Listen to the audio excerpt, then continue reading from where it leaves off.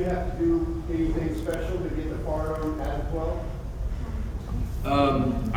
You know, it's what we do as actors. I auditioned for it, and it was a one-day part, one scene part. It was a Texas hippie who had dropped acid, stole a horse, and was going to ride back to Texas. And so I was handcuffed in the back seat of the car. We drove around the back lot at Universal, and it was a great character. You know, and it had a bit of comedy into it. And I think about 2 months later, after I did that part, I was offered a contract to join the show called The Virginian, which was a 90-minute Western, and it was the beginning of sort of the 4-year period where I spent under contract at Universal. So it taught me that no matter how big the part or how, you know, small or whatever, you got to do the best thing you can because it leads to something. You know, it touches somebody or it doesn't, and so you got to do the best you can because it led to a 4-year gig for me at Universal, where I learned everything. You know, Yes, you know the expression, there are no small parts, only small paychecks.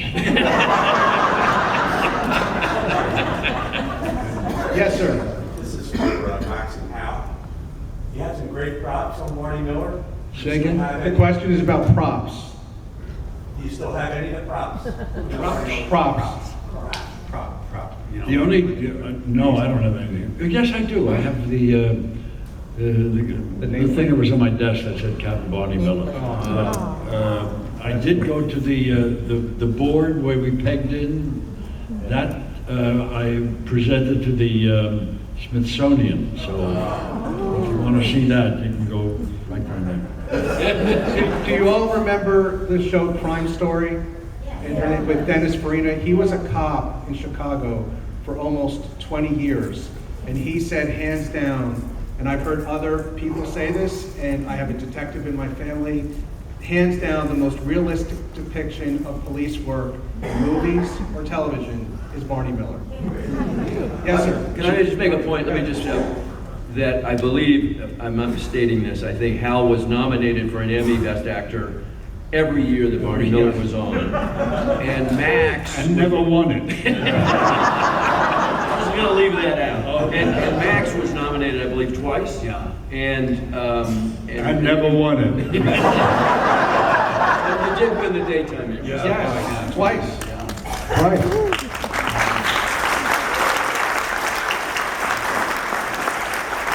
You know, what it is, it's a collaborative thing, so it's that was, I didn't blow it, but the other actors, and the writers, you know, that's what, it takes all of that. Yes. I wanted to talk about Max's role on General Hospital. Max, he wants you to talk about your role on GH. What, you overlapped there, what? General Hospital. Yes, Yes. Where you played the man with Alzheimer's. yes. That was incredible. And how did you do that? Max doesn't remember any of it.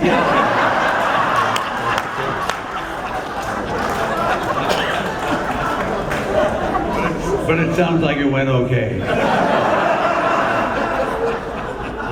I had done a play about called a Prodigal Father, about a dad who comes back into a son's life, you know, with Alzheimer's and asking his son to make sure he doesn't hurt anybody, you know, on his journey. So I had that going in, you know, the people were wonderful. The writing was good. It was a really interesting thing to work on. It touched a lot of people. I got feedback from people on the set, the sound guy, and the people, so many people just on the crew or in the cast who were dealing with that in their lives or had dealt with it. And I think that's why so many people responded to it, because it is a disease out there that really doesn't just strike people, individuals, but the families and friends. So that's what that was all about. This young lady has a question right here. I have. This is for Hal Linden, and thank all of you for being here. You guys are wonderful. What was it like, Hal, to be on the Muppet Show? That was, by the way, that was filmed in London, you know. It was strange. I did it, if you remember it, I played the clarinet, didn't I? Yeah, I played the clarinet with two of the Muppets playing the trombone and the trumpet. We did a Dixieland, which is very difficult to do because we had to pre-record it. It was pre-recorded, and we were playing to it. Now, I could just futz around with my fingers, you know, but the whole point was that I did play the clarinet.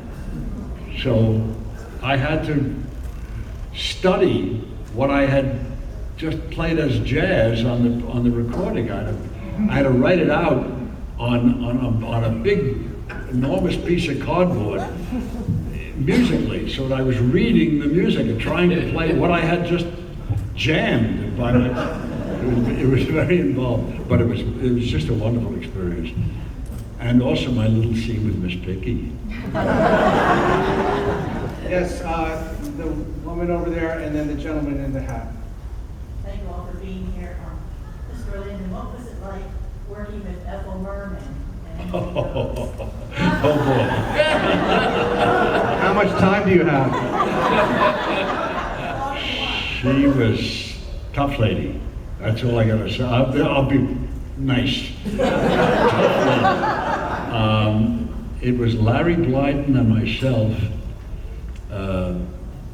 Kind of, in those days they had, the lady stars had like three guys behind them, you know. I can't remember the acts. So that was basically it. We were her chorus boys behind her. And it was a strange rehearsal. She pretty well ignored us totally.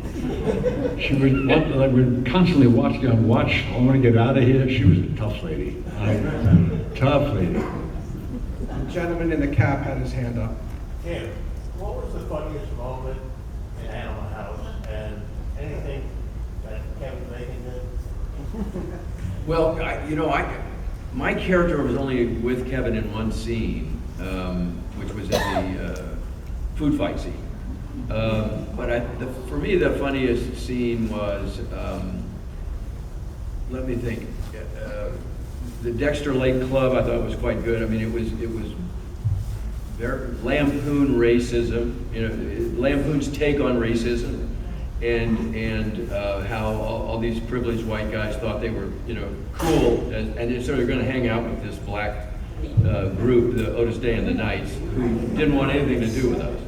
So to me, it was real edgy. But just a side story on that was when the studio saw the picture cut together for the first time, they saw the Dexter Lake Club, and they said, no.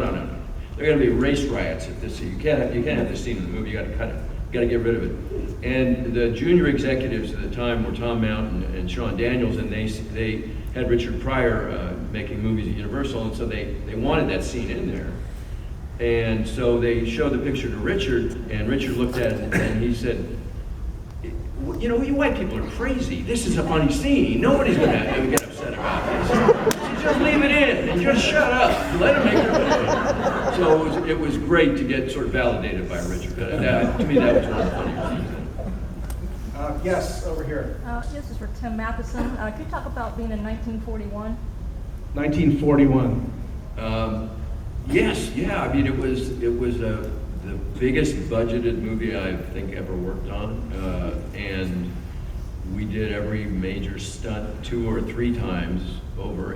But it was a treat to work with Steven Spielberg. I mean, for me, he's one of the greatest directors ever lived, and he's done every kind of movie you can imagine. Some are better than others, but when you look at his body of work, and he makes it seem so easy, and so it's just instinctual with him. And I think also just the way he stages scenes with the actors. And Hal was talking about, what's my objective? What do I want? How am I going to get there? What are my through lines? Steven does that in the staging and just intuitively, so that it tells the story so well to the audience. And I learned so much, and I was also there with so many great comedic actors, and I think it was the second comedy I'd ever done. So it was a master class in comedy with John Candy, Danny Aykroyd, John Belushi, and on and on. I'll get to as many of you as I can, the man in the Dracula shirt, and then we'll go to the back. Yes. Mr. Linden, even though Barney Miller is still one of the greatest shows going on, no doubt. One of my favorite shows used to be Blackie's Magic. Black's Magic. Black's Magic, oh. Any remembrance of that and working with Harry Morgan? Harry Morgan. Oh, Harry, that was terrific. Harry played my father, yes. It was a kind of a weird experience, because I don't know anything about magic. I was taught everything I had to do. So I was a pupil in that show. And, but I kind of loved the premise, but only lasted 1 year. So short. How's that? It was sad, it was so short. Sad. Yeah. But Harry was a joy to work with. He was easy. It was a pleasure. The gentleman all the way in the back. Yes. Just a quick question for Mr. Linden and Mr. Gale. Quick production question. Was it actually coffee, and was it actually that bad?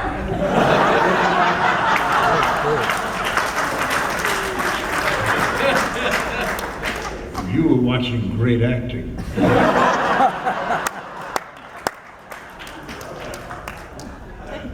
They were great lattes and all of that, but we had to act like it was awful. Yes, in the back, over there. Question for Hal Linden. Can you tell us anything about the amazing cast you worked with in Out to Sea? Out to Sea, with the last Out to movie Sea, that yeah. Matheson and Lemon made together, also starring Donald O'Connor and Brent Spiner from Star Trek: The Next Generation. Well, just to work with Matheson and Lemon was, something I was thrilled to do. I actually wrote one line in that show. We played dance instructors on a what do you call them? Not dance instructors. Escorts on a cruise to dance with ladies who didn't have people to dance with, which is kind of strange. All of us, Matheson, Lemon, me, and Donald O'Connor. The point is, Lemon didn't even know how to dance, so there's a whole scene where Matheson teaches him how to dance, and O'Connor and I walk into the room just as they're dancing together, and there's a pause, and I turned to Donald O'Connor and I said, "Don't ask, don't tell." Over here, I thought I saw a hand. No, okay, yes, who has their hand up over there? Yeah. Hi, Barney was the logical core, and Roger Howitz was the emotional core. And I wonder if you could talk about that. Can you repeat that? Barney was the logical core. Okay, Barney was the logical, and Wojo was the emotional. And she'd like you to talk about the juxtaposition between the two.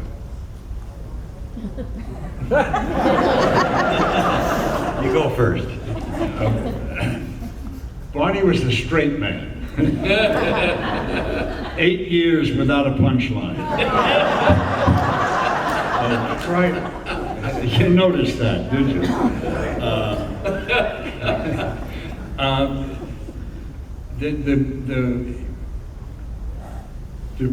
The quintessential Barney Miller episode is hash brownies, where everybody partakes of the brownies that Wojo's girlfriend made and gets stoned. And everybody reacts differently. If you remember, Jack Sue broke out into song, and Abe Vigoda leaped from one building to another, chasing someone. Everybody reacted. You giggled, if I remember correctly. Yes, Wojo giggled. I asked you to be divine. And of course, when we finally finished it, everybody had an aria. Everybody had their moment where they really had a whole scene about how they reacted.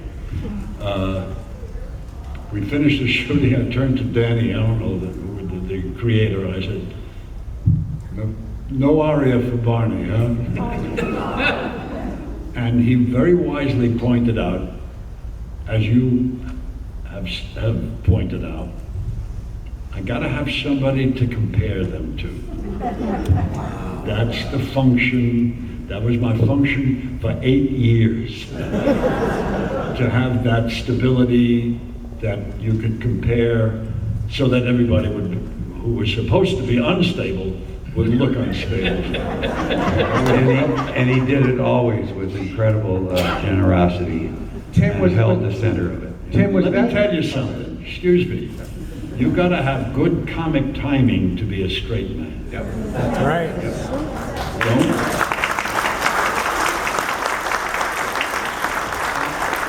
Don't, I would just like to say, in my experience, you know, we sometimes hear about Polish people, and for me, during that time of my life, I became very involved with Native American people and issues. You know, they say they think with their heart instead of their head. You know, and because we do live in a very logic-oriented era. You know, we live in a kind of a left-brain world where our hearts and our sense of wholeness and connectedness to each other and all of life is sometimes treated like, you know, something to keep the wraps on. And so I think that was, you know, where I found myself taking Wojo, and then the writers reflecting that. And so in many ways they would set up shows where Wojo would be the one that would kind of get whatever the heart part of it was, that would be put in Wojo's lap. right. Tim, was that your sense in reverse on the West Wing, that they built Hoynes up not so much as a villain, but to prop up the Bartlett character as being wholesome and folksy and able to connect with the people? Although in at least one episode that I recall, you outmaneuvered the entire West Wing staff, and at the very end, you pat Brad Whitford on the back and you say, "Welcome to the NFL." Yeah. Well, you know, it was interesting because I was never playing a bad guy. You know, I mean, You never play a bad guy. No, you never do. But people came up to me and said, "Well, I hate him. He's just, he's so evil." And I said, "He's a politician." I mean, I just He's the attack dog. yeah. But they would never let me be on their team. Right. But as Hal said, you know, that was the role. That was who he was, and I was just thrilled to be in the company of that cast and the brilliance of Aaron Sorkin and Tommy Schwartz. Just to expand on what I said before, you never play the villain. You never play a bad guy. You just play somebody who has a different objective. That's it. Goes in, he has a different reason and different. He does different things to accomplish different things that you think are wrong. He doesn't. Yeah. Right. Well said. Yes. Can you talk about how you got Johnny Quest or something? The question is about Johnny Quest. Yeah, I did a cartoon series I auditioned when I was 15 years old, and I went in, met Joe Barbera at Hanna-Barbera Studios where they did Huckleberry Hound and Rough and Ready, the Flintstones and the Jetsons, and they were doing this action adventure series called Johnny Quest, or they wanted to, and so I auditioned. I was there for a half an hour, and never heard back, so I thought, okay, I didn't get it. And I'm 15, and 3 or 4 months later, they called and said, "It's sold, you're gonna do it." You know, and it was like my first sort of series network show. And it was also the first job I ever got to drive to work all by myself. I'll never forget it. I loved it. I worked with some of the most wonderful actors, Mel Blanc and Don Messick, and these guys all were, you know, Vic Perrin and Olan Soule, and just all these actors were really great character actors, and had come up through radio and had been around since Water. You know, they were old Hollywood, and it was a great lesson for me and a privilege to work with them. Yes, over here. If each of you would just briefly talk about your view on schools of acting, like the method, Stanislavski, however. The approaches to acting, the different schools, methods, Stanislavski. Basically, there are two approaches. inside out and outside in.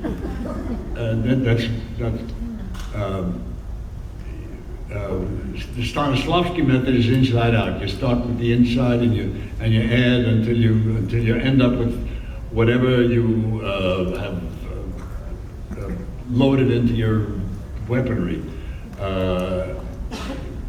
Outside in is you start with what do I want to look like at the end, and you accomplish it from straightforwardly. So you play the result is what we call it. Unfortunately, in films, it's very difficult to get inside out because that takes time. So there's a lot of outside in acting in films where people decide what the end result that they want, and they go out to accomplish it. Basically, that's the distinction. I think one of the ways I've heard it expressed is a mask on, mask off. You know, where are you putting the mask on? And masks go way back in time with all of our ancestors, where people would have ways of putting the mask on. Somehow that can be freeing, but there's also taking the mask off. And I think this goes on in life anyway. We get our moments in life where we're putting the mask on, we're at a job, we're at whatever, you know, and then other times where that mask has to come off to really connect with another person. So you know, you can answer that question by just looking into your own life, I think, in a way. Yeah.